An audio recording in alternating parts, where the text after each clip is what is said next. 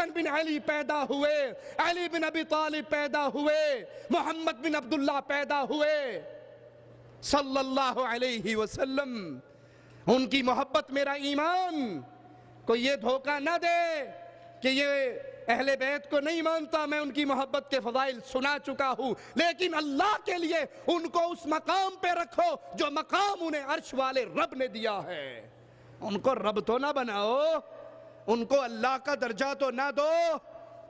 وَهُمْ يُخْلَقُونَ، یہ خود پیدا ہوئے ہیں۔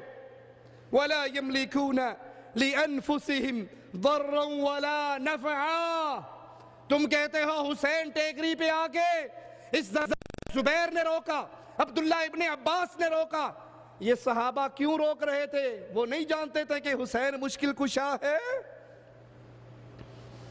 جب قرآن و حدیث کی کوئی دلیل نہیں رہتی تو پھر کہتے جی ہوئے جو وہابی تسی مرنا تے ہے کوئی نہیں۔ یہ دیکھو، یہ کہتے ہیں کہ گولی قبض کشا ہو سکتی ہے، مانتے ہو؟ کہ جی بالکل، دکان پہ جاتے ہیں، میڈیکل سٹور پہ جاتے ہیں، گولی دے دو، وہ پوچھتا ہے کون سی؟ کہا جو قبض کشا ہے۔ کہا جب گولی، اتنی چھوٹی سی گولی قبض کشا ہو سکتی ہے، حسین مشکل کشا کیوں نہیں ہو سکتے؟ نیچے بیٹھے ہوئے نعرہ حیدری، لا حول ولا قوة الا باللہ، انا للہ و انا الیہ راجعون۔ قرآن کا وعدہ یہ اپنے جان کے لیے نہ نقصان کے مالک ہے نہ نفع کے مالک ہے۔ وَلَا يَمْلِكُونَ مَوْتًا وَلَا حَيَاةً وَلَا نُشُورًا۔ تم تو کہتے ہو کہ حسین کے گھوڑے نے ذوالجناح محمد علی جناح کی دادی کو بیٹا دیا، اور قرآن کہتا ہے نہ یہ موت کے مالک، نہ یہ زندگی کے مالک، نہ یہ دوبارہ اٹھائے جانے کے مالک۔ ان میں کوئی اختیار نہیں ہے، سارے اختیار عرش والے اللہ کے پاس ہے، یہ اللہ کے بندے ہیں۔ قرآن حکیم کے ایک اور مقام پہ غور کرنا، قُلِ ادْعُوا الَّذِينَ زَعَمْتُم مِّن دُونِ اللَّهِ لَا يَمْلِكُونَ مِثْقَالَ ذَرَّةٍ فِي السَّمَاوَاتِ وَلَا فِي الْأَرْضِ۔ تم نے جن کو گمان کر لیا ہے من دون اللہ، اللہ کے علاوہ جن کو مصیبت دور کرنے والا، مشکل کشائی کرنے والا، حاجت روائی کرنے والا، بگڑی بنانے والا، جن کے گھوڑوں کے بارے میں عقیدے ہیں کہ محرم میں اس کے کان میں بات کرو، اگلے محرم سے پہلے گود ہری۔ ایڈا سوکھا ہوندہ گود ہری کرنا تے پیچھے کوئی بچدا بغیر اولاد تو؟ یہ جتنے ہسپتال کھلے ہوئے ہیں، سارے میڈیکل سٹور ہسپتال بند کر کے ہر ہسپتال میں حسین کا گھوڑا کھڑا کر دو، جنو جنو اولاد نہیں ہوندی اے دے کانچ جا کے دسے۔ لا حول ولا قوة الا باللہ، انا للہ و انا الیہ راجعون۔ مالک فرماتے ہیں تم نے جس جس کو اللہ کے علاوہ اپنا مشکل کشا و حاجت روا سمجھا، لا یملکون مثقال ذرہ، وہ آسمان اور زمین میں ایک ذرے کے بھی مالک نہیں ہیں۔ او اللہ کے لیے رب کے کلام کو سنو۔ اہل حدیث کا یہ بیٹا تم سے کچھ نہیں مانگتا سوائے اس بات کے کہ رب کے کلام کو تو سن لو۔ اگر رب پر ایمان ہے، رب کے قرآن کو تو چھاتی سے لگا لو، غلاف میں لپیٹے ہوئے خوشبوئیں لگا کر روشن دان میں اونچی جگہ پہ جو قرآن اپنے گھروں کمروں میں رکھا ہے، رب کا واسطہ ہے، اس کو اتارو، غلاف سے نکالو، اس کو کھولو، اس کے ترجمے پہ غور کرو۔ قرآن آوازیں دے رہا ہے مثقال ذرہ، کائنات میں، زمین میں، آسمان میں ایک ذرے کا بھی کوئی مالک نہیں ہے، ذرے کا مالک بھی عرش والا اللہ ہے۔ وَمَا لَهُمْ فِيهِمَا مِنْ شِرْك، زمین و آسمان کے بنانے میں بھی کوئی اللہ کا شریک، وَمَا لَهُ مِنْهُمْ مِنْ ظَهِيرٍ، اور ان میں سے کوئی بھی اللہ کا مددگار نہیں ہے۔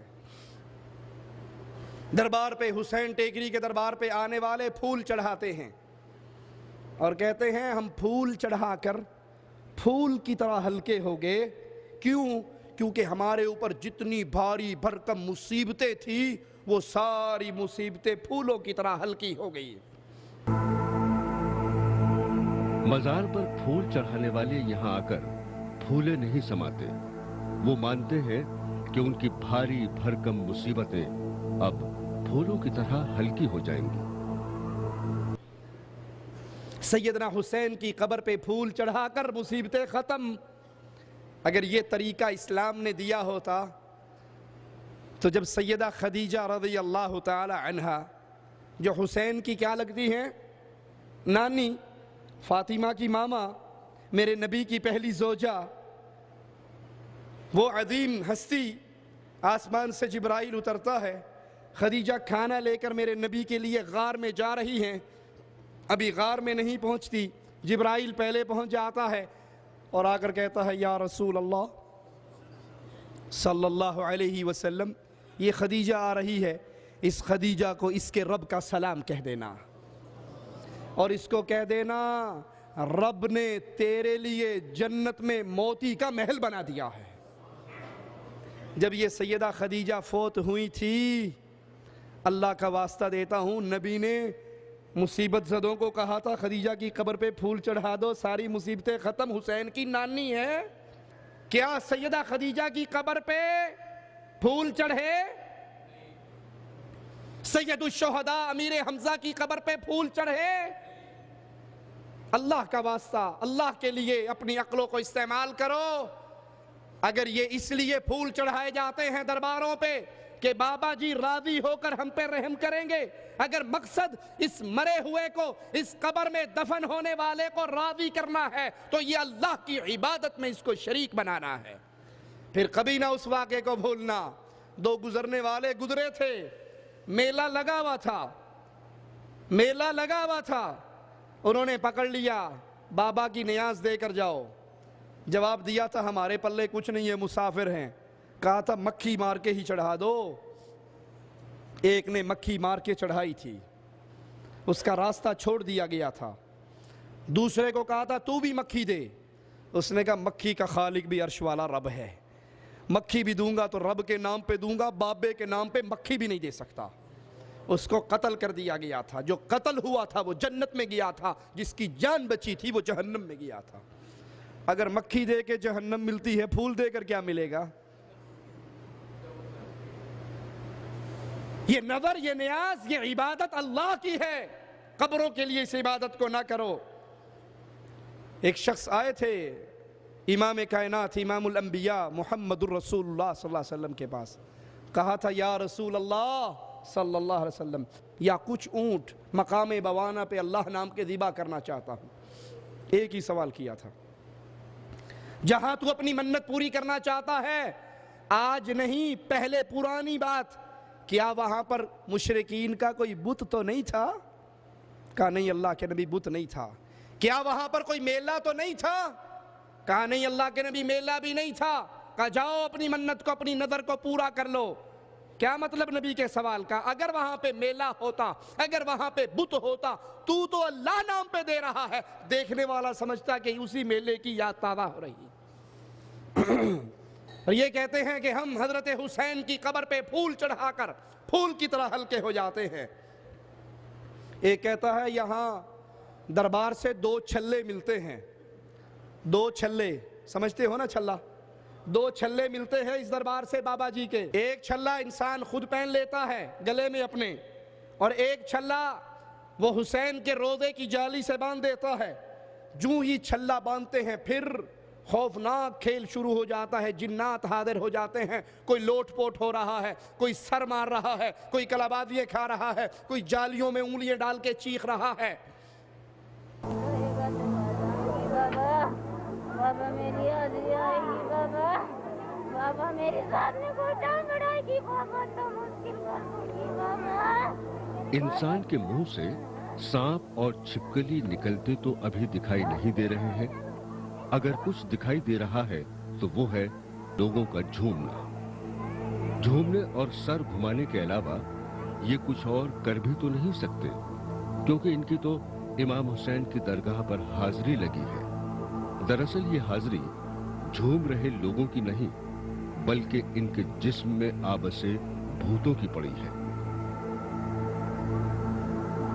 گنڈے بدماش ہوں یا بھوت پشاچ، وہ عام طور پر مہیلاؤں کو ہی اپنا شکار بناتے ہیں۔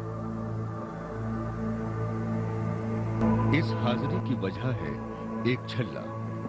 یہاں باندھا گیا 2 روپے کا چھلا भूतों और ऊपरी हवाओं को बांध लेता है। छल्ले में बंधी बुरी आत्मा हुसैन टेकरी में इधर उधर भागने की कोशिश में लगी रहती है।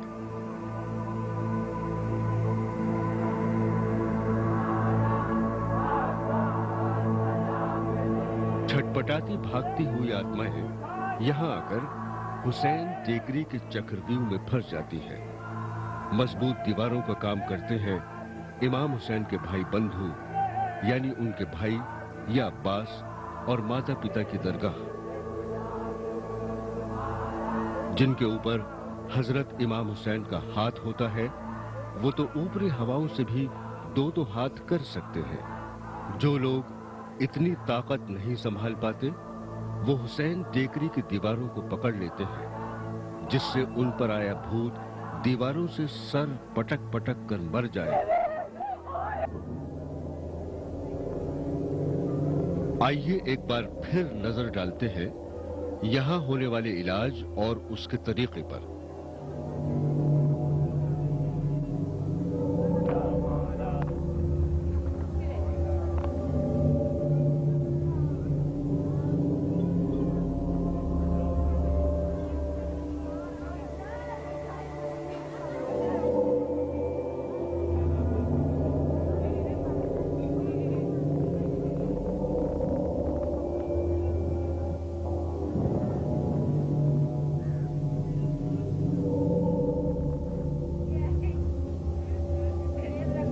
क्या कोई आम इंसान इस तरह झूम सकता है?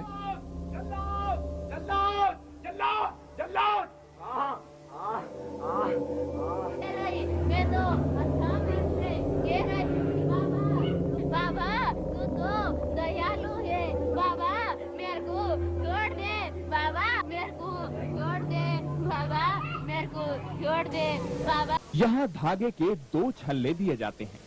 छोटा छल्ला रोजे के पास जाली से बांधा जाता है, बड़ा अपने गले में। फिर शुरू होता है एक खौफनाक खेल। नजारा रूहानी बलाओं का, शैतानी ताकतों का, अजीबो गरीब हरकतों का। धीरे धीरे रूहें अपनी हरकतों के जरिए सामने आने लगती हैं। किसी का मुंह खुला है तो कोई भागे जा रहा है, कोई कराह रहा है तो कोई भैंसे की आवाज निकाल रहा है।